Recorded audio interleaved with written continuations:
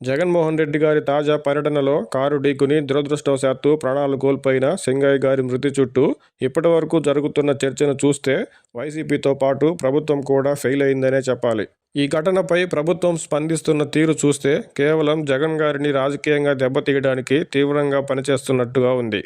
ఇదే కేసులో జగన్ గారు అరెస్ట్ అంటూ మంత్రుల నుంచి టీడీపీ నేతల వరకు ప్రెస్ మీట్ల ద్వారా పదే పదే వ్యాఖ్యలు చేస్తున్నారు. ఈ పర్యటనకు మొదట్లో అనుమతి నిరాకరించిన పోలీసులు చివరికి ఆంక్షలతో కూడిన అనుమతినిచ్చారు. భారీ జన సమీకరణ చేసి ఆంక్షలను యథేచ్ఛగా ఉల్లంఘించిన సందర్భంలో పోలీసులు భద్రత కల్పించే అవకాశాలు లేనప్పుడు జగన్ గారి పర్యటనను ఖచ్చితంగా అడ్డుకొని ఉండాలి.